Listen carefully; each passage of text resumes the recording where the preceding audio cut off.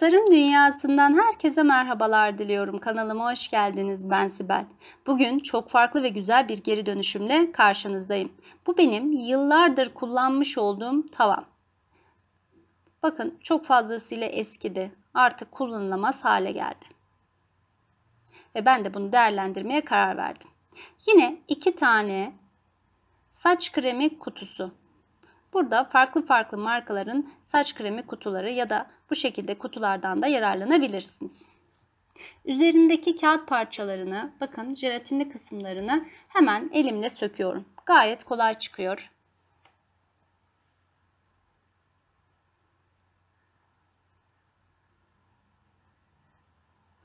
Yine tavamızın sapı işimize yaramayacağı için onu da tornavida yardımıyla söküyorum. Bu işi yaparken gerçekten çok zorlandım. Gerçekten de çok sağlammış ama nihayet sökmeyi başardım.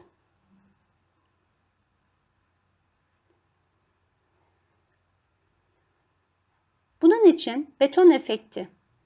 Markaların hiçbir önemi yok. Birçok markada beton efekti bulabilirsiniz. Kullanılan yüzeyde betonumsu bir görüntü veriyor. Rölyef pastadan farklı olarak. Siz isterseniz bu noktada rölyef pastada kullanabilirsiniz. Ben daha böyle taş bir görüntü elde edebilmek için rölyef pasta yerine beton efekti kullanıyorum.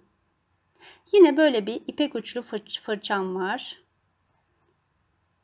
Tavamın bütün her tarafına fırça yardımıyla ince bir şekilde, çok fazla kalın sürmüyorum. Sadece tavamın alttaki zemininin gözükmemesi için beton efekti ile kaplıyorum. Gördüğünüz gibi çok fazla sürmüyorum, ince bir şekilde. Arka kısmına da yine aynı şekilde beton efektimi sürüyorum.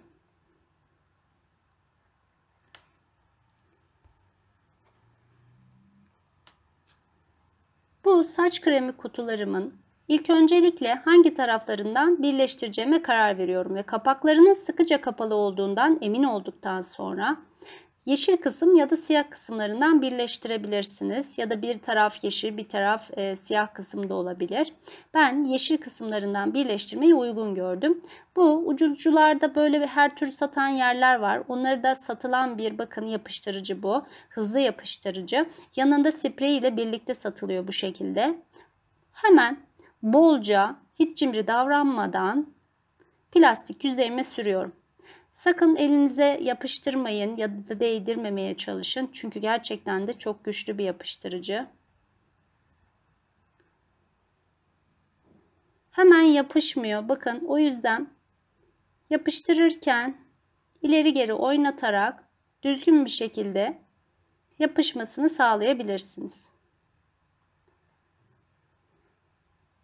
Bundan emin olduktan sonra yanında bulunan spreyi yapıştırıcıyı sürdüğünüz yerin etrafına sıkıyoruz. Bu sprey yapıştırıcının çok hızlı bir şekilde yapışmasını sağlıyor. Neredeyse 1-2 dakika içerisinde bu ikisi birbirine gayet güzel bir şekilde yapışmış oluyor.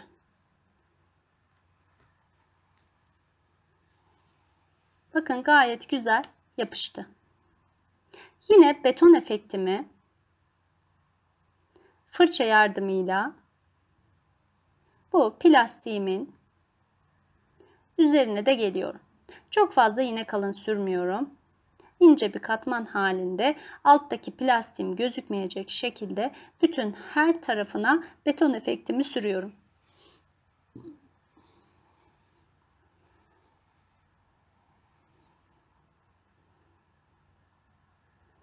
Beton efektimiz kurudu. Bütün işlemlerimizi yaparken kurumasını beklemek zorundayız. Bu ikisinin birleşim yerine de ben birazcık birleşim yerinin belli olmaması için bakın spatula yardımıyla biraz daha fazla beton efektinden kullandım. İsterseniz bu arada zımpara kullanabilirsiniz ama ben bu görüntüyü istediğim için kullanmayacağım. Stencil sprey yapıştırıcısı. Kullansanız da olur, kullanmasanız da olur. Bu benim eskiden kullandığım bir stencil şablonumdu. Bakın daha önce de kullandım. Yapıştırıcımızı 1 dakika boyunca iyice çalkaladıktan sonra bakın bu şekilde hafif eğimli bir şekilde sıkıyorum ve stencil şablonumu bir iki dakika böyle havalandırıyorum. Hemen yapıştırmıyorum. Yuvarlak yüzeylerde zaten stencil yapıştırıcısı da çok zor yapışıyor. Düz yüzeylerde bu yapıştırıcıyı kullanmak daha kolay. Ama yuvarlak yüzeylerde isterseniz bir banttan yardım alabilirsiniz ya da benim yaptığım gibi elinizde kenarlarından tutabilirsiniz. Ben bu noktada çocukların eskiden kullanmış oldukları böyle plastik bir bıçak vardı. Ben bundan yararlanıyorum. Siz isterseniz bir spatula yardımıyla da bu beton efektini kullanabilirsiniz. Herhangi bir kullanmadığınız, gördüğünüz gibi benim de kullandığım herhangi bir kredi kartı, herhangi bir kart da olabilir ya da yine hamurları kesmek için kullanılan bu şekilde plastikler de satılıyor. Bunları da kullanabilirsiniz. Üzerindeki fazlalıkları alıp yine beton efektinin içerisindeki kutuya geri kalanını koyabilirsiniz. Bakın çektiğim zaman desenlerin oluştuğunu görebiliyorsunuz. Yalnız bunları yaparken yuvarlak yüzey olduğu için kuruduktan sonra yapmanızı tavsiye ediyorum. Yani bir tarafı kuruduktan sonra diğer tarafı yapmanızda fayda var. Yine tavamın içerisine farklı bir stencil şablonu kullanıyorum. Bu benim seçtiğim stencil şablonu gerçekten de çok zor bir şablon. Çünkü bayağı bir boşluk kısımları var ve çok ince bakın. Biraz sürmekte zorlandım ben. Bunun için yine karttan yararlanarak daha düzgün bir şekilde sürmeye çalıştım. Ve bu şekilde kaldırıyoruz. En zevkli kısmı sanırım bu.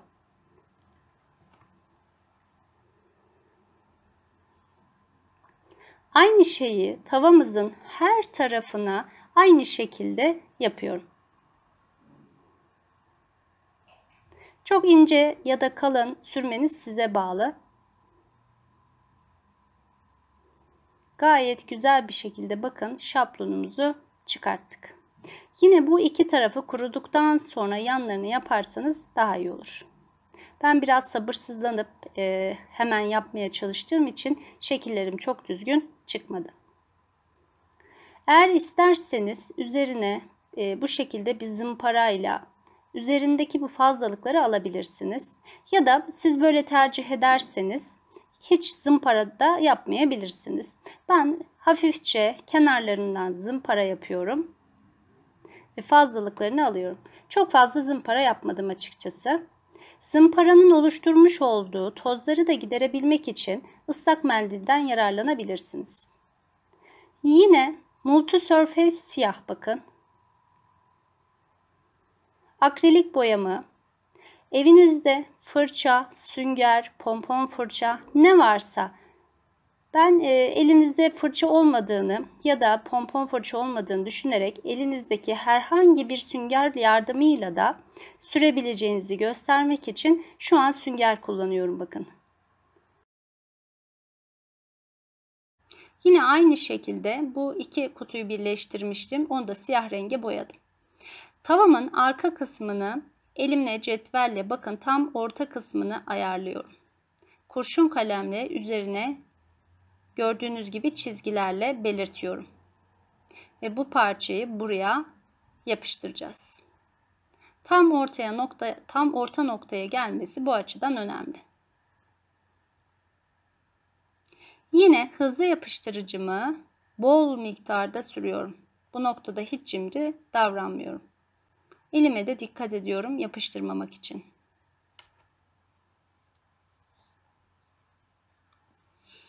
Hemen alt kısmını da kenarlarına dikkat ederek yapıştırıyorum.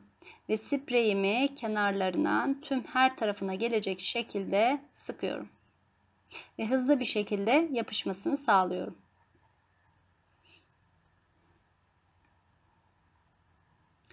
Yine siyah renk boyamla ikinci katımı uyguluyorum.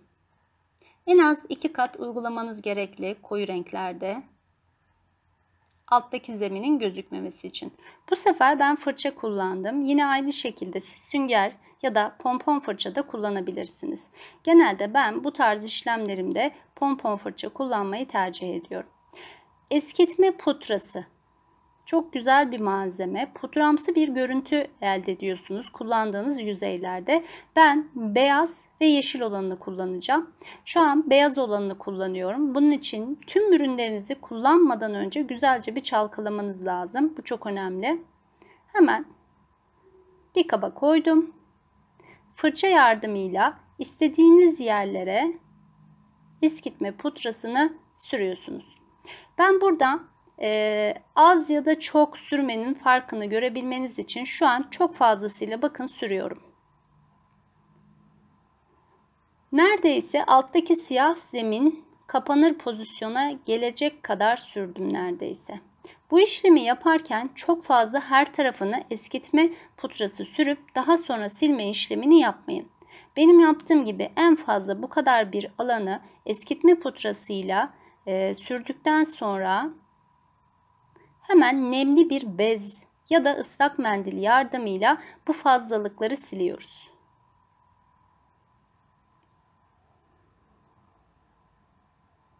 Görünmesini istediğiniz yerlere daha fazla silebilirsiniz.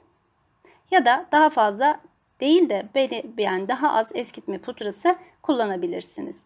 Yine aynı şekilde tavamızın alt kısmını da eskitme pudrasını kullanıyorum.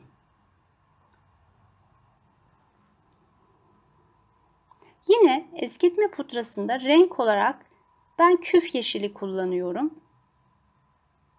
Siz hiçbirini kullanmayıp sadece siyah renge de boyayabilirsiniz. Ben biraz eski bir hava görünsün istediğim için bu şekilde farklı renkler kullanmayı tercih ettim. Daha yeşilin nasıl gözüktüğünü görebilmeniz açısından bakın siyah zemin üzerine yine aynı şekilde yeşilden sürüp hemen fazlalıklarını ıslak mendille alıyorum. Ara ara yine beyaz eskitme pudramı da bu yeşil sürdüğüm yerlerin içerisine sürüyorum. Burada tamamıyla istediğiniz şekilde sürme hakkına sahipsiniz. İstediğiniz yerlere biraz fazla beyaz, biraz fazla yeşil ya da eğer çok fazla sürdüğünüzü düşünüyorsanız siyah rengi de tekrar sürebilirsiniz. Şimdi artık en son kısım parmak yaldız kısmına geldi. En zevkli kısımlarından bir tanesi de buydu bence. Şimdi hafifçe parmağınıza dokunarak aldığınız boyayı istediğiniz kısımlara, nereyi böyle sarı renkte yapmak istiyorsanız o kısımlara sürüyorsunuz. Ben bu işi gerçekten çok sevdim. Özellikle de çocuklarınızla yapabileceğiniz gayet hoş bir geri dönüşüm olabilir diye düşünüyorum. Fazla geldiğini düşünüyorsanız hemen ıslak mendille silmeye çalışın. Ama bunun yerine parmağınıza daha az miktarlarda alarak, ovalayarak bu şekilde yapmanızı tavsiye ederim. En son kısım artık vernik kısmı. Akrilik vernik, ben yarı mat vernik kullanıyorum. Yine güzelce çalkaladıktan sonra ipek fırçayla bütün her tarafına gelecek şekilde verniğimi sürüyorum. Vernik işlemini en az 2 katarayla yapmanızı tavsiye ediyorum. Kuruduktan sonra tekrar bir kat daha vernik atarsanız yaptığınız işlemlerin koruyuculuğunu artırmış olursunuz. Evet, en sonunda tavamızın yeni hali. Göründüğünden çok daha güzel bir dönüşüm oldu. Ben bunun içerisine böyle kenarlarından sarkan bir çiçek koymayı düşünüyorum. Evimde henüz böyle bir çiçeğim olmadığı için koyamadım. Ama gerçekten de içerisinde çok hoş duracağını düşünüyorum. Siz sadece aksesuar olarak da kullanabilirsiniz. Umarım sizlerin de hoşuna gitmiştir diye düşünüyorum. Umarım sizler de beğenmişsinizdir. Bir sonraki tasarımımda tekrar buluşmak dileğiyle. Kendinize çok iyi bakın. Hoşça kalın.